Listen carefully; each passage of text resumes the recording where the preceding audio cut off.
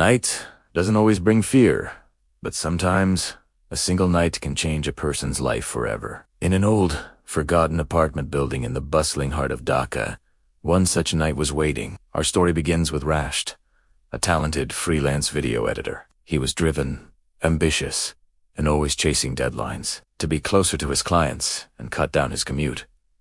He moved into this seemingly ordinary apartment. It was affordable, spacious enough for his setup, and in a prime location. He thought he'd found the perfect place to focus on his work. He never could have imagined that this practical decision would become his last. The first night in his new home was completely unremarkable. The usual city sounds, the hum of his computer, the quiet solitude he needed to work. He unpacked a few boxers, set up his editing suite, and fell into an exhausted sleep, pleased with his new setup. But the peace was short-lived. From the second night onwards, the apartment began to reveal its true, unsettling nature. It started subtly. Strange, faint sounds, like scratching or tapping, seemed to come from deep within the walls. At first, Resh dismissed it as old pipes or mice, but the sounds grew more distinct, more deliberate. Then came the shadows. Out of the corner of his eye, he'd catch a fleeting, dark shape moving near the window,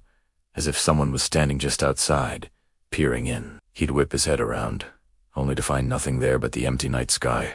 A constant, chilling feeling of being watched began to creep over him, a feeling he couldn't shake no matter how many times he checked the locks on his door. But one phenomenon was far too specific, too consistent to be ignored. Every single night, without fail, at exactly 2:17 a.m., the screen of his phone would suddenly illuminate the dark room. An unknown number.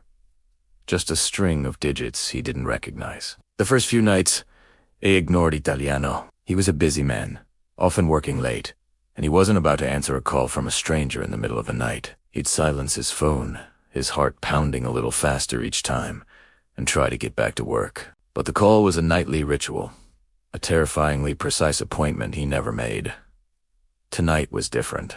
The exhaustion, the constant sense of dread, the maddening curiosity, it all became too much. The phone lit up the room, the screen glowing with that same unknown number, to 17 a.m. His hand trembled as he reached for it. He hesitated, his thumb hovering over the green icon. Then, with a deep breath that did nothing to calm his racing heart, he answered. Silence. Then, a voice. It was weak, trembling, and filled with a terror so profound it made the hairs on Rashid's arms stand on end. Do not open the door, the voice whispered, cracking with fear. Whatever you do, don't open the door. Rashid's blood ran cold. Who is this? What are you talking about? He managed to ask. The voice on the other end grew more urgent. It's standing right behind you. An icy wave of pure panic washed over Rashed. He froze, every muscle in his body tensing up. He was alone in the room. He knew he was. The door was locked, bolted from the inside. He had checked it himself, obsessively, 3 times before sitting down. There was no way anyone could be in the room with him. Yet, the presence felt so real, so immediate. The air grew heavy, and a cold spot seemed to form right behind his chair. He could almost feel a gaze burning into the back of his neck. Don't look, the voice on the phone warned again, a desperate plea. Don't look at the mirror. It's watching you.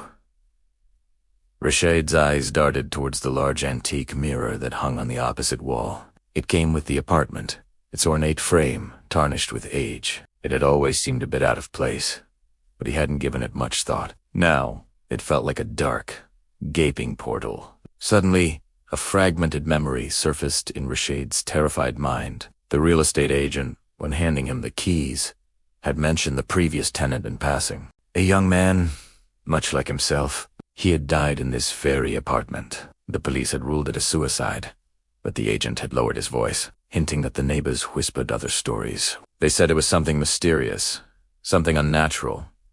No one truly believed he had taken his own life. With a voice shaking so badly he could barely form the words, Rushed whispered into the phone. Who, Dada? Who are you? The reply came back, no longer trembling, but filled with a calm, chilling resignation. I am the one who could never leave this room. The realization hit Rasht like a physical blow. He was talking to the ghost of the man who died here. The man who had likely received these same calls, heard these same warnings. A deep, primal fear seized him, but another feeling was rising to meet it. A strange, morbid curiosity. The mirror seemed to be calling to him, a magnetic pull he couldn't resist. The voice on the phone was a desperate echo from the past, but the presence in the room was here, now. He fought against the urge, squeezing his eyes shut, his knuckles white as he gripped his desk. "Don't look," he repeated to himself, his own voice a choked whisper, but it was no use.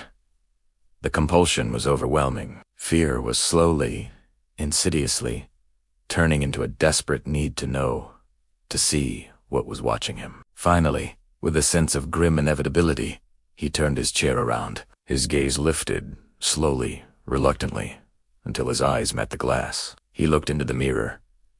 What he saw first was his own reflection. His face was pale, his eyes wide with terror. But then it changed. The reflection's eyes began to glow, shifting from a terrified brown to a deep, malevolent red. Its mouth, his mouth, twisted into a grotesque, impossibly wide smile that was not his own. It was a look of pure evil, of triumphant hunger. The final words came through the phone, a flat, dead tone that held no emotion at all.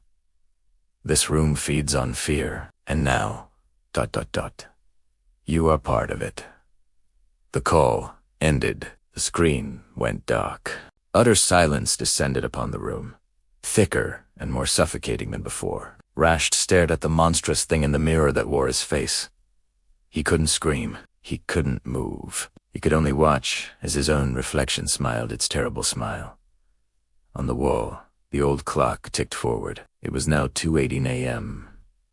The next morning, after Rasht missed several urgent client calls, the police were contacted. They broke down the locked door of his apartment.